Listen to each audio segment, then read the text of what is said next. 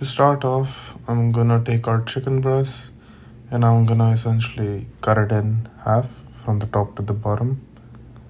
I'll be removing the tendon to make my life easier.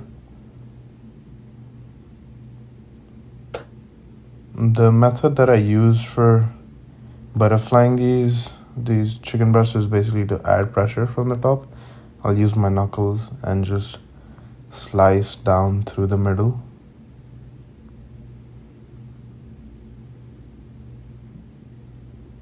And that just gives you two evenly pieced chicken breasts, I guess. Yeah. There we go. Yeah. That's a good looking piece of meat. I'm also gonna get started on making some onions to go in the burger. Kinda like caramelize them in a way.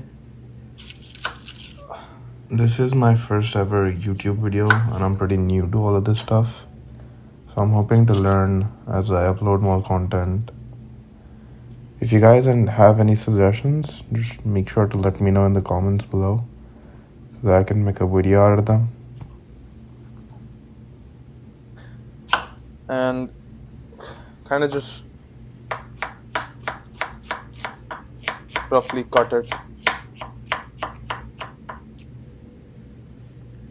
It's gonna caramelize and become a lot smaller, so it doesn't really matter how it is.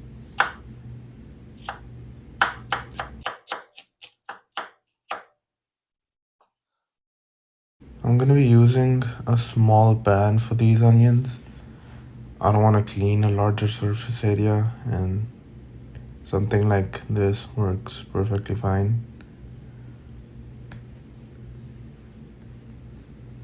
So I'll test if it's hot enough. Doesn't seem so just yet.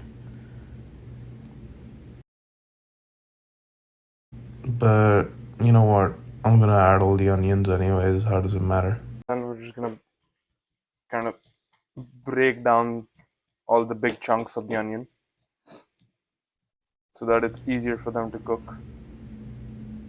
So our next step is to prepare the breading and the egg wash or whatever. So in the bigger bowl we're gonna have the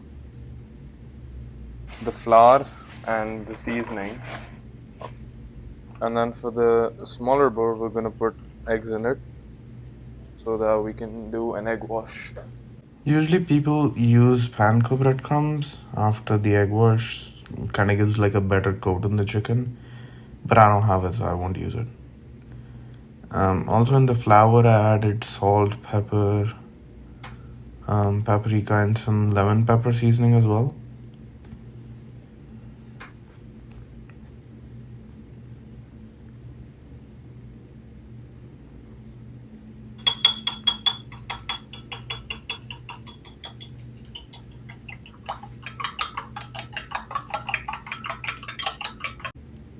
For the chicken frying, I'm just gonna shallow fry it because if I fry them in a lot of oil, I don't really know what I would do with so much oil. I can't exactly drink it.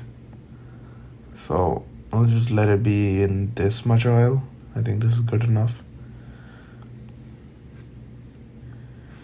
Now, to coat the chicken, I'll kind of use this DVD technique. If you don't know what that is, don't worry about it. I just made it up. I'll dip the chicken pieces into the dry batter first and press down so that flour is just attached to the chicken. Then I'll dip it into the wet batter as well. And what that does is the egg will stick to the flour that's already been coating the chicken. And using a spoon really just helps because I don't have to get my other hand dirty as well. And then lastly, I'll put it back into the dry batter. And I'll press, after I'm done coating, I'm gonna press it really tight, really deep into the chicken so that it forms like a nice outer layer around the chicken. And it will also help develop a good crust when I'm frying it.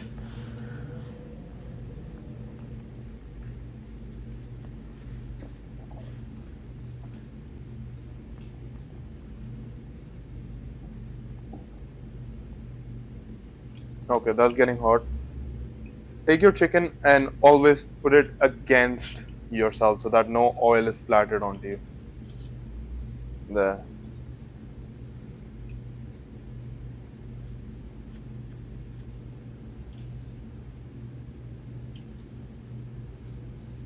So we can see that our chicken is getting a nice golden brown color on the outsides, and that's kind of our indication we want to check underneath.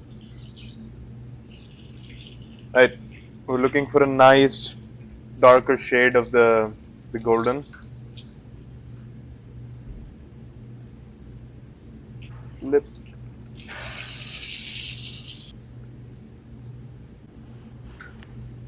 So after a few minutes, once I get this dark shade of golden brown on my meat, I'm gonna remove it from the pan and I'll let it rest for a few minutes just so that the juices are flowed evenly.